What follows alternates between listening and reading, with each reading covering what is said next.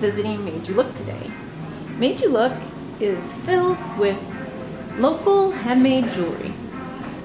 It's not only a retail space at the front, but they also are home to 20 resident goldsmiths who work out of the workshop in the back. My name is Sarah Dougal and I'm the owner of Made You Look, and we've been here in Parkdale since 2001, and we represent 100 local designers, and there are 20 talented jewelers who make their work right on site. What made you decide to start a shared studio space? So I did the jewelry arts program at George Brown College, and at the time I thought that I'd like to make jewelry for my living, and it was through doing the course that I learned that there was a real need for a creation facility. So back in 2001, there was nothing like this at all. The options for a maker was to work from a home studio, maybe collaborate with a couple of people in an industrial space of some kind, but there was no model for a working studio slash retail setup. And so I basically dreamt up the idea to do this based on the need that I observed. Here was this community of really, really talented people who clearly knew how to make a product that, in my opinion, looked saleable and wearable and desirable, but nowhere to make it once they graduated and nowhere to sell it. This is before online stores existed. This was before people had websites. So we have to remember that as well, that this place was born at a different time. So I guess that's sort of the birthplace of our studio. And then since then, I have not been making any of my own jewelry at all. So I strictly became in the business of promoting others. Challenges you've encountered in running the shared space?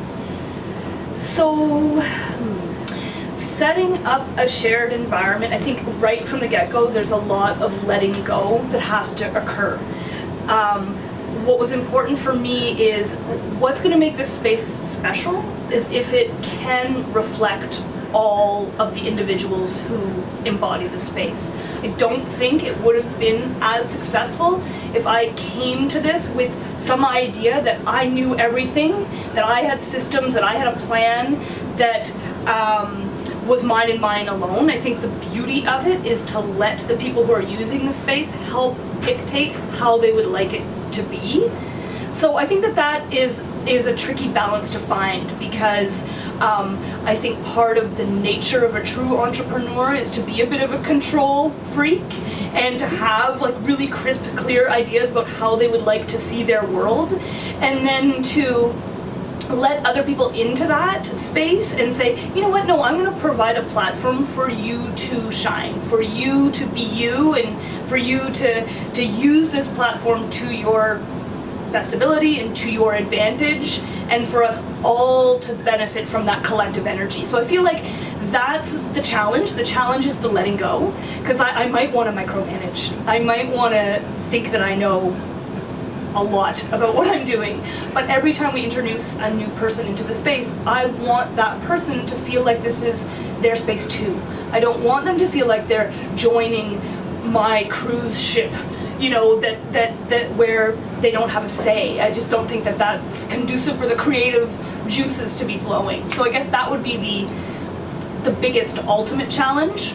And then, I mean, I don't even think I can speak to nitty-gritties. I mean, the essence of a shared space is that you have to respect each other's tools, and, you know, that goes without saying. So I think, you know, all of those things are manageable. It's more just my own process of letting it flow. What changes have you seen in the last 5 years?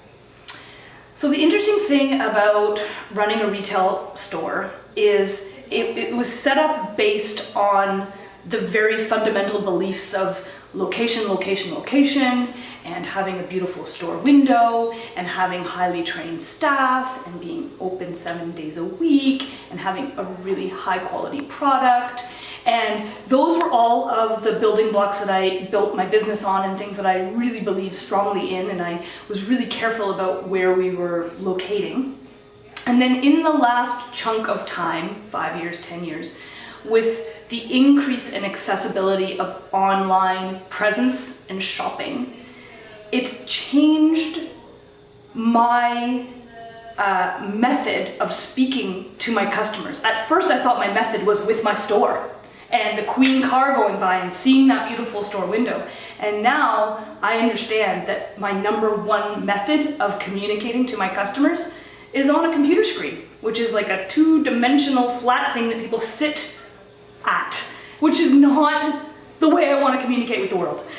So that has been a challenge, and what I consider to be a major shift in the way that people trade goods. You know, jewelry has been a part of human history since the beginning of time.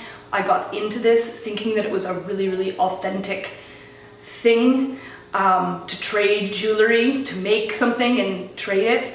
And now that anyone can string a bead on a chain and have an Etsy shop, it's changed the way that we do business. So that's the major shift that I've noticed, and I've had to remind my staff and remind the people that I work with how important we can make a retail experience for a customer, and how they can be reminded of what extra bells and whistles they get from going into a store and interacting with a sales staff. And so anyway, clearly I could talk more about this, but I think that's the number one thing that has changed the most over time in terms of running a retail store.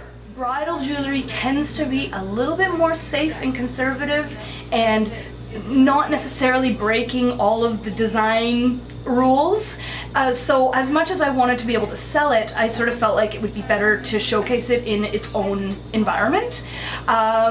So we've expanded this room. Used to be, we called it the library, so we had our suppliers' catalogs and books, and now we've converted it into a bridal showroom. We also call it the Classics Collection, depending on which customer's in the space, and it's thematic. You can sort of see lots of pearls, lots of white, feathers, crystals, generally the muted color palette.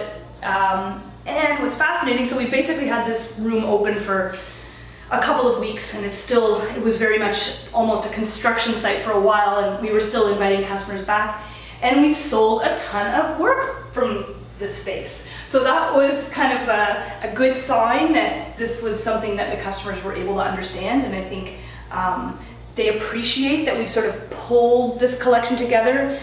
Brides often have a lot on their mind, so for us to be able to say, no worries, honey, guess what? Anything you choose from this room is going to work well.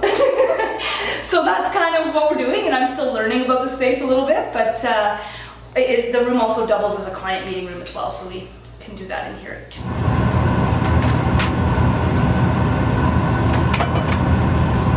Okay, so how about we just get like